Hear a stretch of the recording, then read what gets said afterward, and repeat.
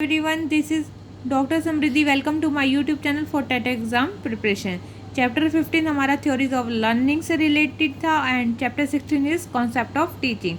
तो आज हम टीचिंग के बारे में थोड़ा सा कॉन्सेप्ट क्लियर करेंगे और साथ में इसके देखेंगे डिफरेंस विद लर्निंग, इसके साथ अधिगम के साथ इसका अंतर भी। ट्रेडिशनल कॉन्सेप्ट के अकॉर्डिंग जो टीचिंग है एक नैरो कॉन्सेप्ट को लेकर चलती है। नैरो यानी कि बहुत संकीर्ण अवधारणा में हम मानते हैं कि teaching is the act of imparting instruction to the learner in the classroom situation.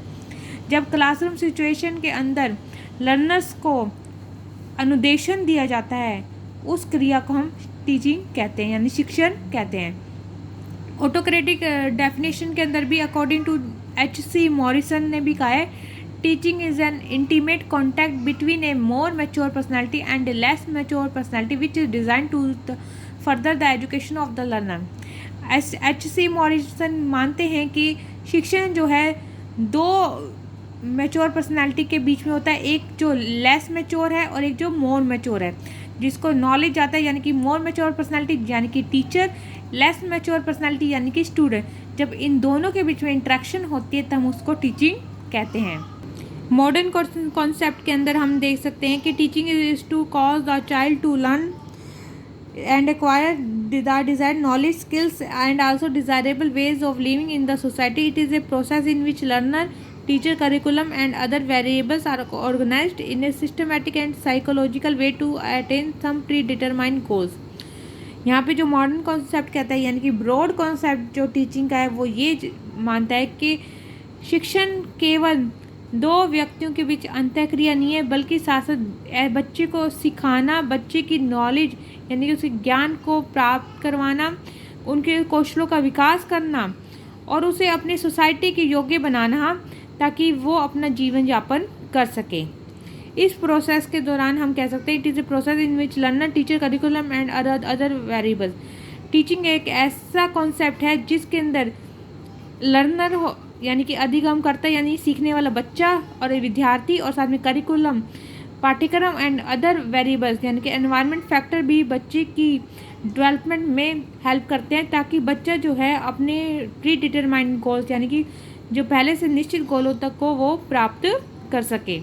तो ये कॉन्सेप्ट है टीचिंग का नया।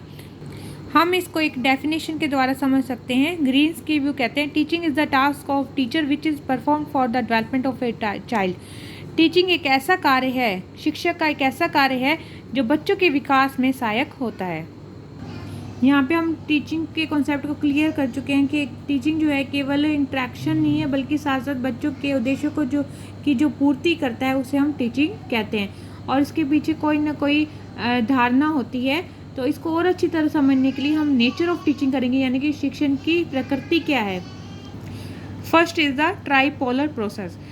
टीचिंग को जो है ट्राइपोलर प्रोसेस के नाम से जाना गया है यानी कि त्रिध्रुवीय प्रक्रिया के रूप में जाना गया है।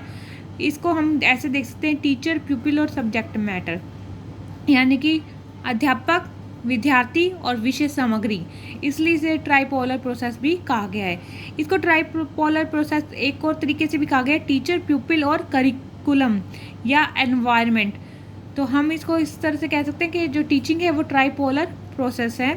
सेकंड जो इसका पॉइंट है वो है इंटरेक्टिव प्रोसेस, अंतःक्रिया प्रक्रिया। इन अंतःक्रिया प्रक्रिया यानी कि टीचिंग जो है इंटरेक्टिव प्रोसेस है। ये अंतःक्रिया होती है टीचर और स्टूडेंट, एक स्टूडेंट के बीच में, टीचर और स्टूडेंट, सभी स्टूडेंट्स के बीच में या स्टूडेंट, विद्यार्थी और विद्यार्थियों के बीच में। तो हम इसे इंटरेक्टिव प्रोसेस भी कहते हैं। थर्ड पॉइंट है मल्टीपल फेसेस। टीचिंग के जो है मल्टीपल फेसेस हैं। First is the pre active phase, second is interactive phase, third is the post active phase. शिक्षण हमेशा तीन प्रक्रिया में होती है। प्री एक्टिव फेज एक ऐसा फेज होता है जहाँ पे हम अपने डिटरमाइन यानी कि अपने जो गोल्स हैं उनको निर्धारित करते हैं।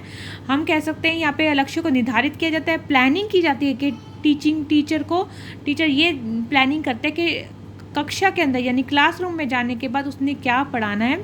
तो यहाँ पे प्री एक्टिव फेज में सब प्लानिंग से रिलेटेड काम होता है। यहाँ पे सबसे पहले हम गोल को निर्धारित करते हैं, फिर हम टीचर जो है लेसन प्लान की प्लानिंग करता है और अपने सब्जेक्ट विषयों को चुनाव करता है कि क्लासरूम में जाकर उसे किस लेसन को डिलीवर करना है।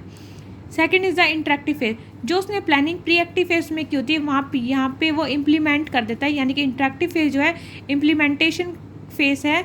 यहाँ पे जो भी प्लानिंग की होती है वहाँ वो सारी प्लानिंग यहाँ पे इंटरेक्टिव फेज के अंदर इम्प्लीमेंट कर दी जाती है। थर्ड है आपका पोस्ट एक्टिव फेज, जो भी इम्प्लीमेंट किया होता है उसका इवैल्यूएशन करने के लिए, मूल्यांकन करने के लिए पोस्ट एक्टिव फेज में जो है टीचर बच्चों का मूल्यांकन करने के लिए कई प्रकार के टेस्ट का आयोजन करता है।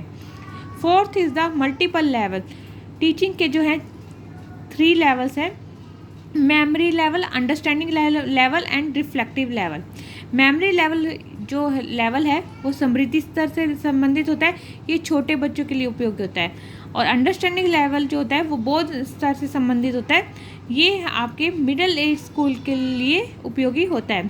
Third is the reflective level, यानी कि चिंतन स्तर। चिंतन स्तर जो होता है एक सृजनात्मकता स्तर वाला स्तर होता है, इसमें जो बच्चा है अपनी मानसिक शक्तियों का विकास कर लेते हैं और उन्हीं के अकॉर्डिंग प्रश्नों के उत्तर देता है। तो यहाँ पे जो लेवल है 3 लेवल्स हैं टीचिंग के।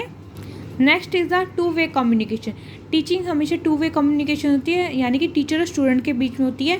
यहाँ पे आप एक पिक्चर के देख सकते हैं कि टीचर स्टूडेंट के बीच में जो लर्निंग है, ये जो रास्ता है वो पाथ ऑफ लर्निंग का है, अधिगम का रास्ता है।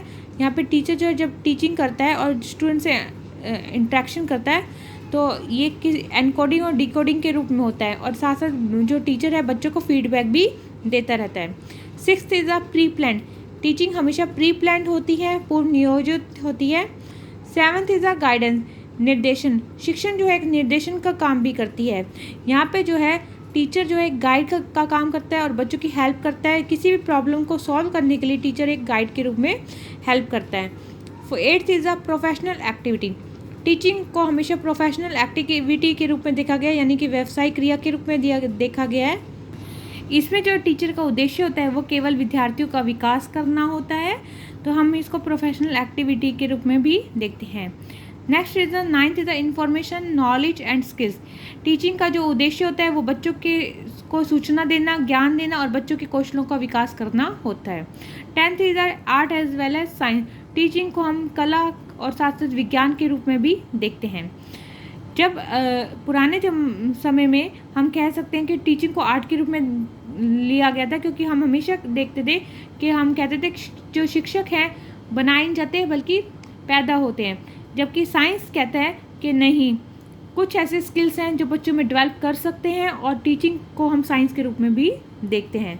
तो हम कई ऐसी ट्रेनिंग के द्वारा भी बच्चों को टीचर बना सकते हैं, तो इसको हम art as well as science के रूप में देखते हैं। पार्ट्स ऑफ टीचिंग, टीचिंग के पार्ट्स कौन कौन से? Conditioning, training, instruction and indoctrination. हम इनमें अंतर भी देखते हैं और साथ साथ हम कह सकते हैं ये चारों ही अलग नहीं है बल्कि एक शिक्षण के ही पार्ट्स हैं, टीचिंग के ही पार्ट्स हैं। First is the conditioning, conditioning यानी कि अनुबंधन। सेकंड इज द ट्रेनिंग यानी कि प्रशिक्षण। थर्ड इज द इंस्ट्रक्शन यानी कि अनुदेशन। फोर्थ इज द इंडोक्ट्रिनेशन यानी कि प्रतिपादन।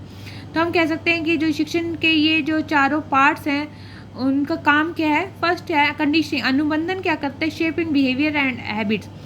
यहाँ पे जो अनुबंधन है वो बच्चों के व्यवहार का निर्माण करता है और आदतों का विकास करता है। सेकेंड इज द ट्रेनिंग, प्रशिक्षण। जब हम किसी बच्चे को ट्रेनिंग देते हैं तो उसकी स्किल्स को डेवलप करते हैं, जैसे बच्चे को साइकिल सिखाना, तो वहाँ पे बच्चे की हो रही है, स्किल्स डेवलप हो रही है। थर्ड इज द इंस्ट्रक्शन यानी कि टू डेवलप द नॉलेज। अनुदेशन जो है बच्चों के ज्ञान को विकसित करता है, या जो भी क्लासरूम में जितनी भी नॉलेज टीचर के द्वारा दी जाती है वो सब इंस्ट्रक्शन होती है। वहाँ पे बच्चे जो है नॉलेज को गेन करते हैं और इन्फॉर्मेशन लेते हैं और साथ में हम कह सकते हैं बच्चे के ज्ञान में विकास हो रहा है। फोर्थ इज द इंडोक्ट्रिनेशन यानी कि शेपिंग द बिलीफ। यहाँ पे विश्वासों, मूल्यों और अभिवृत्तियों का विकास किया जाता है, ये सबसे उच्च हाई लेवल की टीचिंग है। यहाँ पे कह सकते हैं कंडीशनिंग और ट्रेनिंग जो है लो लेवल की टीचिंग है, instruction and indoctrination high level की टीचिंग है। Difference between teaching and learning. अब कॉन्सेप्ट आता है कि टीचिंग और लर्निंग में अंतर क्या है। अब हमने टीचिंग कॉन्सेप्ट कब कर लिया और लर्निंग का भी हम कर चुके हैं, हम इनमें अंतर देखते हैं। First is the professional activity और पर्सनल एक्टिविटी। टीचिंग जो है प्रोफेशनल एक्टिविटी से रिलेट करता है, यानी कि व्यवसायिक क्रिया से, जहाँ पे जो टीचर का काम होता है वो बच्चों के ज्ञान को विकास करना होता है, जबकि जो लर्नर है वो पर्सनल एक्टिविटी है। यहाँ पे बच्चा स्वयं अपने कह सकते हैं लक्ष्यों को प्राप्त करने के लिए सीखता है। ये जो सीखना होता है वो जाने अनजाने में भी हो सकता है। Second is the intentional act and accomplished act. यहाँ पे हम कह सकते हैं टीचिंग है इंटेंशनल एक्ट है, यानी कि ये जो है इच्छापूर्व किया गया कार्य है, जबकि जो लर्निंग है कंप्लीट एक्ट है, यहाँ पे इच्छापूर्व कार्य नहीं है बल्कि ये अचानक होने वाला कार्य है। टीचिंग जो है लिमिटेड टाइम है, यानी कि इसका जो टाइम होता है वो लिमिटेड होता है यहाँ पे जो, और जबकि लर्निंग है वो लाइफ लॉन्ग प्रोसेस होता है। Next is the need of mature personality. Teaching के अंदर हमेशा आपको एक need of more mature personality की आवश्यकता पड़ती है, यानी कि सीखने के लिए आपको एक मोर मैच्योर पर्सनैलिटी का होना आवश्यक है, जैसे कि टीचर। जबकि लर्निंग के अंदर no need of mature personality, किसी भी कह सकते हैं मोर मैच्योर पर्सनैलिटी की आवश्यकता नहीं होती, जैसे कि बच्चा जो है अपने अनुभव के द्वारा भी सीखता है।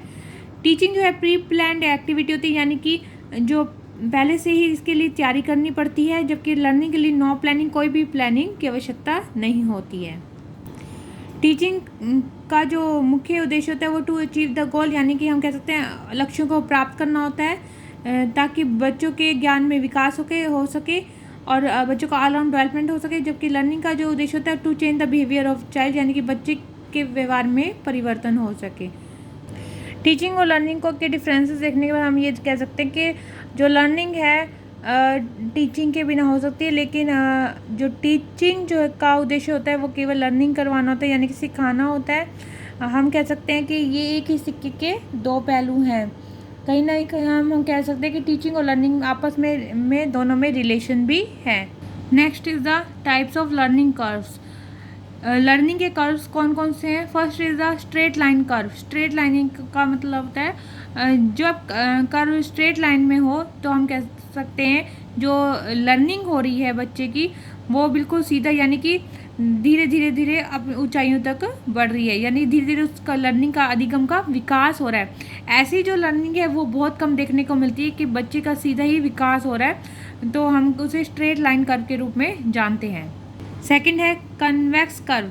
कन्वेक्स लर्निंग कर्व या इसको नेगेटिव कर्व के रूप में भी जानते हैं, नकारात्मक अधिगम के रूप में जानते हैं कि जो इसका कर्व बनता है वो कन्वेक्स कर्व के रूप में बनता है कि एकदम से बच्चा जो है लर्निंग जो होती है बच्चे की वो एकदम से अचानक बहुत तीव्र होती है, यानी बहुत कह सकते हैं फास्ट होती है, उसके बाद धीरे धीरे डाउन होनी शुरू हो जाती है, फिर धीरे धीरे बच्चा वीक होने लग जाता है, तो हम उसे कहते हैं नेगेटिव या convex curve.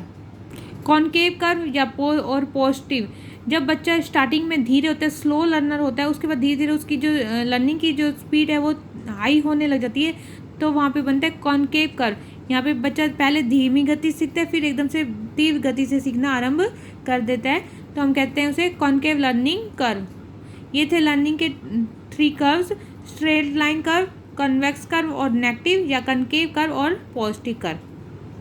Thank you. If you like my video, please like, share and subscribe.